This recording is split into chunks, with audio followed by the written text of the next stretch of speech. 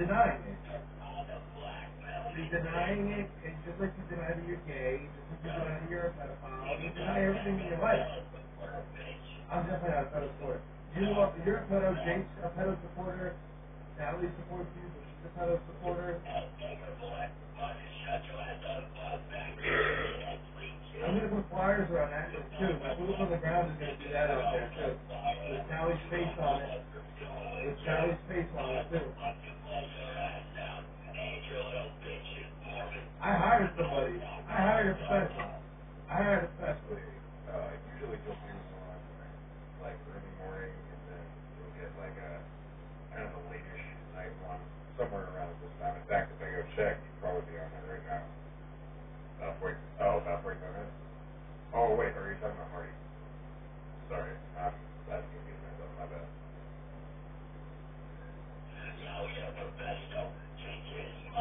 He's done a lot of jobs and he's completed a lot of jobs.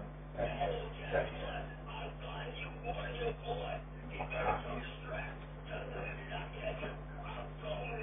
was just by there like 10 minutes ago. He just went by there like 10 minutes ago. It's called scouting.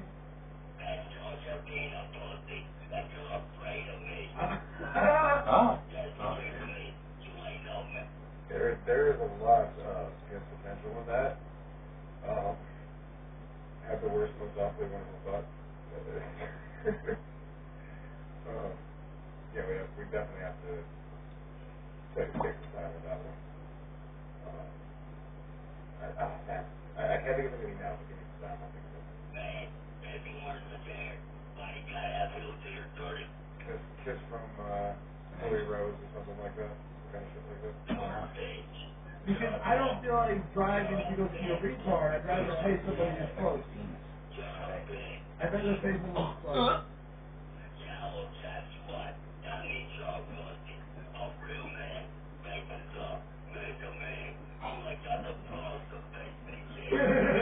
No, it's because I don't want to go to jail. I don't want to go to jail. That's the thing. I don't want to go to jail.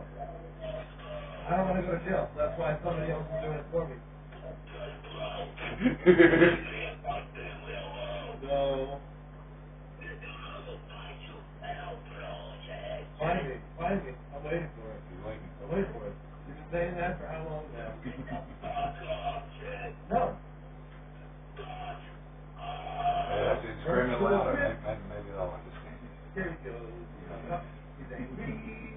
First to a twist. And yeah, just for the record, I'm going to do that. Not actually. We have boots on the ground action. No. There's not a Molotov involved. So I'm going to do that. Still Mr. Bright. That shit that bad. Definitely wouldn't want to. Definitely wouldn't want to see me cheat on a girl with this shit. You obviously don't get it. You obviously don't get it. I have professionals involved in the situation. Professionals involved. All you're going to hear is glass shattering. All you're going to hear is glass shattering, and then it's lights out. Lights out. Lights out. I think it was Well, very, lights very out for you. bright. Lights out for the rest of the neighborhood.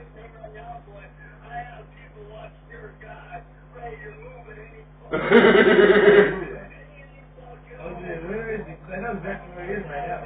I know exactly where he is right now. I know exactly where he is right now. Where is he? I know where he is.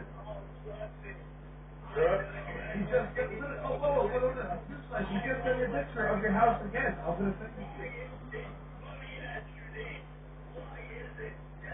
I fully endorse that poster being made and copied over and over again and posted to like every telephone pole in Akron.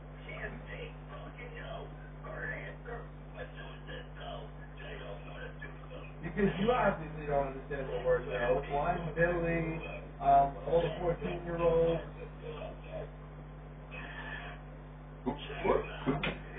What the fuck was that? Hold on. Obviously don't understand the word no. One, Billy, all the 14-year-olds. Wow, dude. This is crazy. Bad.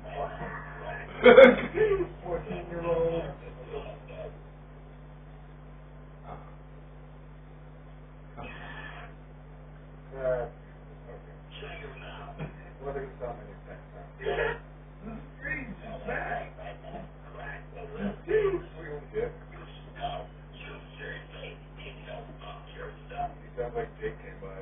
Take out the phone.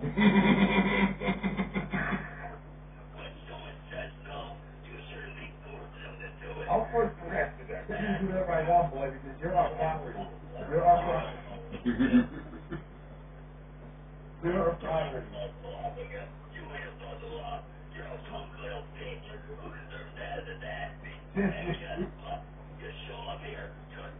Patrick, you will never kill me.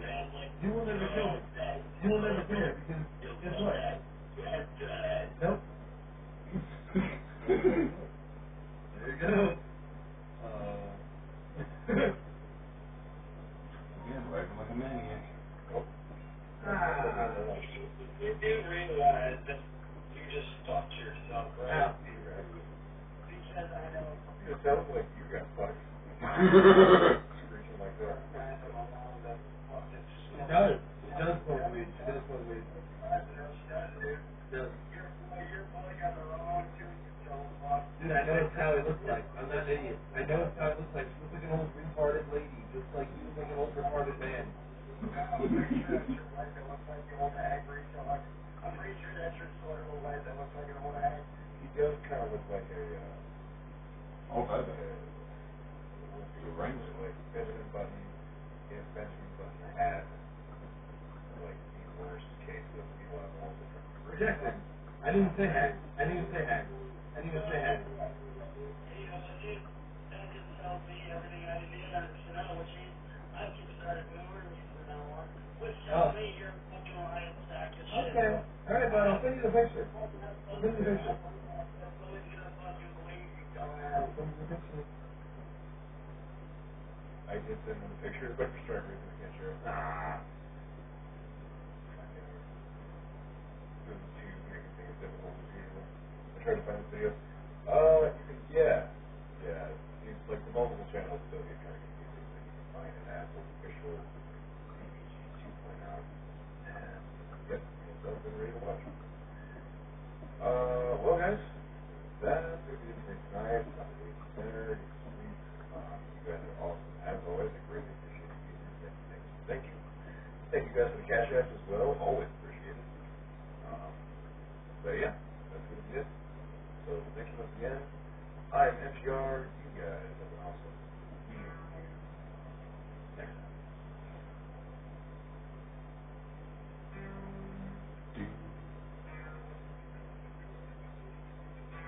Dun, dun, dun, dun, dun.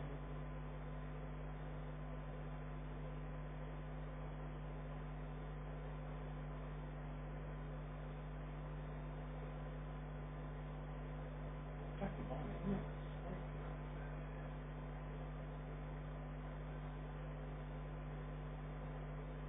Every day, over 1,200 people join the only Australian super fund in the global top 20. Why? Because not all funds are the same. All right.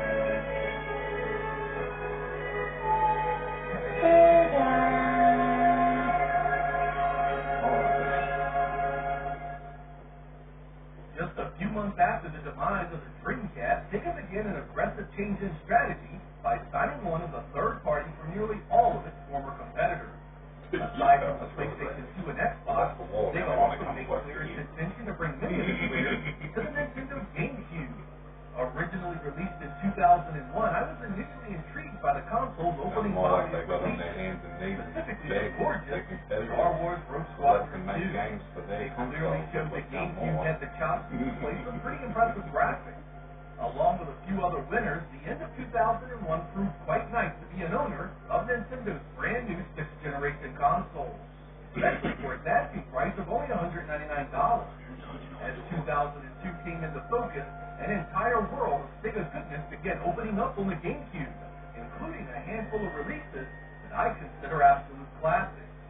In this episode, we are going to go over many of the nearly 40 titles Sega developed and or published for the Nintendo GameCube. This is my first major capture using the GameCube, and I broke out the component cables to give us a decent picture while viewing these games. I hope you guys enjoy Sega on the Nintendo GameCube.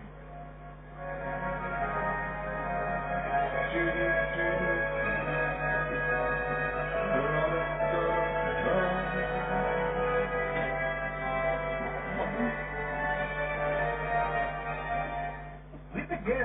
originally was Super Monkey Ball, a sort of remake of a game called Monkey Ball that first appeared in the arcade for Sega's Naomi platform. When it showed up at the launch of the GameCube, it came with nearly 100 stages, 4-player contests, and a slew of awesome party mini-games. Don't let the cute little monkey throw you off. This is a crazy fun time and takes such a simple concept as rolling a ball to an exit and makes it really addictive. Get a few buddies together for some monkey golf, monkey billiards, and monkey target, and you have a night of endless laughs and fun. It was the reason to have multiple controllers when you first bought the system. Shortly after the North American launch, Acclaim published Crazy Taxi for the GameCube, a port of the popular arcade and Dreamcast racing title. Here you get the same memorable soundtrack, locations, and city that you loved before. It's not a tad less impressive due to the passage of time and no real upgrades as far as visuals. It's still really fun and includes the extras that were added to the Dreamcast version. It gets the job done, but I'd rather play this on Sega's console. Sonic Adventure 2 Battle represented a unique chance for Sega to expose Sonic to an entirely new generation of gamers. But they chose to tweak little things and add multiplayer content to a game that desperately needed some refinement in its gameplay. I enjoyed Sonic Adventure 2 on the Dreamcast, but with this reissue, there needed to be something done about the camera issues that continued to dog it. Don't take that as everything is bad. There are some real treats in this version. GBA support that's far better than the old VMU, more character and stage content, and a ton of changes to the 2-player mode. If it's your first time, it still packs a punch, but if you're coming for some meaningful changes, you won't find them here. There are some games that are just simple, stupid fun, and that certainly describes 18-wheeler American Pro Trucker. Your job is to run your route, take down your rival, and get in under the time limit. The setup really couldn't get any simpler. Sometimes all you have to do is literally park your truck. But in the typical Sega fashion, there is loads of style that really add to the presentation. While driving, you'll get some wild weather effects, different areas of the country, and you get mini-games to play around with in between. Acclaim was behind this port of the Dreamcast and arcade original as well, and it holds up a bit better than Crazy Taxi. Add in the 2-player mode, and it's still loads of fun today. Sega kicked off its sports offerings with the US-only release Home Run King. This is a very arcadey take on MLB, and does come fully licensed. It's quite different from Sega's World Series baseball line, and the gameplay is fairly fun. Its only real issue are the imbalances in the presentation. The field and players look good, but man, does the crowd and stadium look like complete garbage. It's still worth a look if you appreciate the sport. Sega also brought NBA 2K2 to the GameCube, a very good port of an already solid Dreamcast release. The animation could be a bit stiff, but the gameplay was as fun as ever. Grab 3 buddies for the 4-player matches, and it could easily pass an entire night. In my recent Xbox episode, I said a few words about Sega Soccer Slam that was taken as I felt it was a bad game. It really wasn't what I meant, because this is actually not bad at all. Think of it as sort of an NBA Jam take on soccer.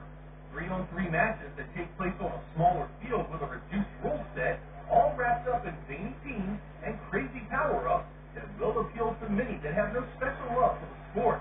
It's quite worth looking into. Now, what was just as curious as all get out was the fact Sega released Virtua Striker version 2002 on the GameCube just a few months after Sega Soccer Slam. And if Virtua Striker 2002 had been a hardcore sim of the sport, you could have at least understood that. But it wasn't, at all.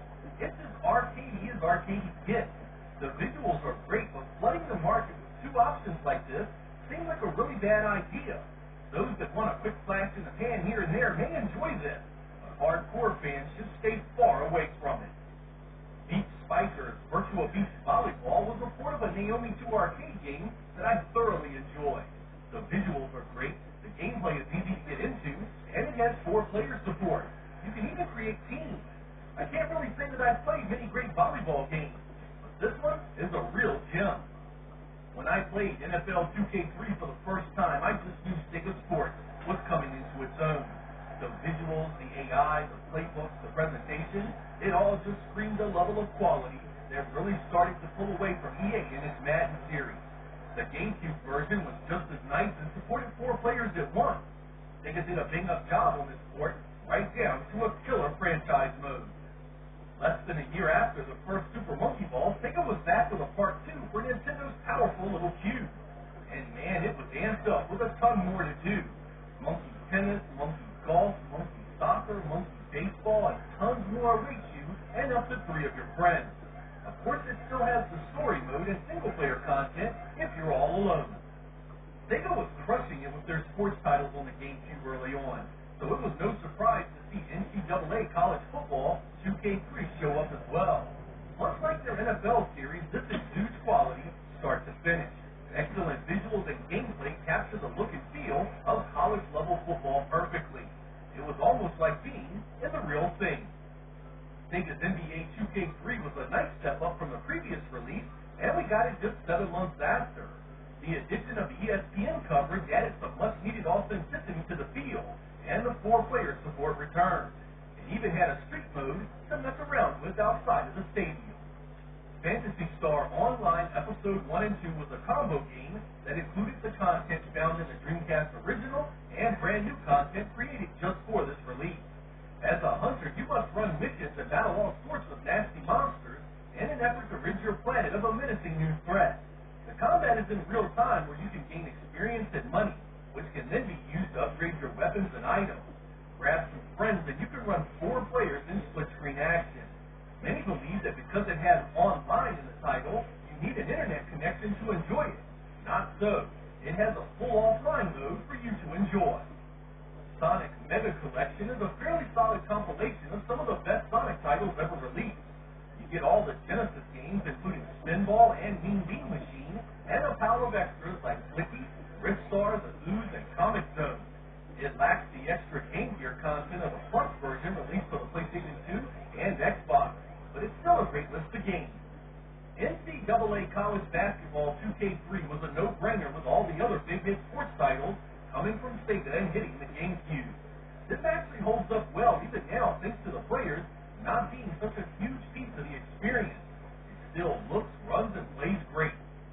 As 2002 came to a close, Sega needed to face the harsh reality that the GameCube audience was simply not responding well to their sports titles. NHL 2K3 would be the last time Sega brought one of its sports offerings to Nintendo's platform that generation. As you'd expect, the quality of NHL 2K3 was spot-on perfect. Franchise mode, ESPN presentation, and more camera options than you could shake a stick at.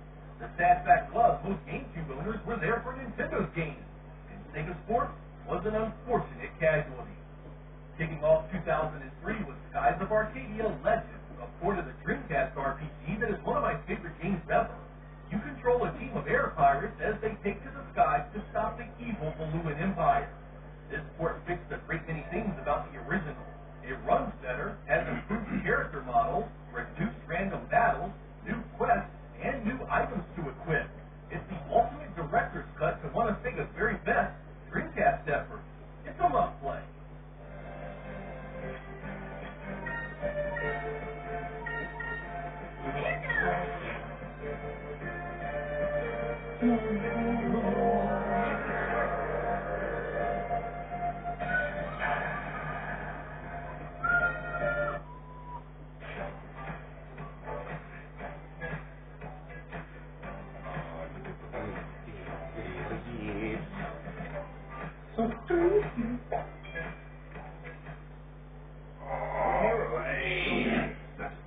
Mural is a shared canvas in which your entire team works together wherever and whenever. Instead of wading through walls of text, use Miro to create diagrams, embed documents, add videos, or draw freely, all in one place.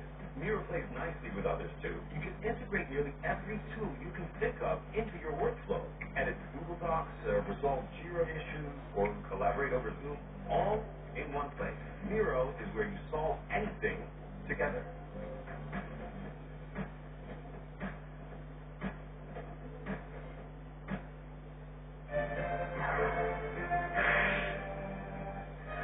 That was easy. Like Sonic Adventure 2 Battle, Sonic Adventure DX was supposed to be the ultimate version of Sonic's first real 3D outing. And yet, once again, I have mixed feelings here. I like the new content, which includes a bunch of Game Gear Sonics you can unlock, but as a director's cut, it lacks the fundamental improvement you'd expect of a game that is nearly 5 years old at that point. The camera is still a huge problem, and it feels so unwieldy compared to other 3D platformers at the time. I mean, this was after Mario Sunshine, for Pete's sake. Sega needed to do more, calling this a director's cut. When it was on the Dreamcast, it was a fun introduction to the 6th generation. On GameCube, expectations were quite a bit larger. I have a lot to say about the Sonic Adventure reissue. We'll definitely tackle it more in the future. Nintendo and Sega came together in the summer of 2003 and nailed what was one of the better racing experiences on the GameCube, F-Zero TX. Wow, was this a revelation. F-Zero had been great on the Super Nintendo and Nintendo 64, but this was another level of badassery altogether. Not only was it gorgeous visually, but the soundtrack was firing on all cylinders, and the gameplay was fast and incredibly smooth. It's a tough one, though, so be prepared to put some time in before you see any real success. This is a GameCube must-play and nothing short of an absolute classic. Sonic Team was quite prominent on the GameCube, and they created a brand new property called Billy Hatcher and the Giant Egg that was released exclusively for the platform in 2003. In this rather peculiar tale, you must use the power of a rooster suit to defeat the evil Black Crows and save Morningland from eternal night. As you'd expect by this point from anything from Sonic Team, it's quite gimmicky. You must literally use a giant egg to attack enemies and deal with stage hazards and obstacles. Fortunately, it's a fun gimmick. It isn't a bad little adventure at all.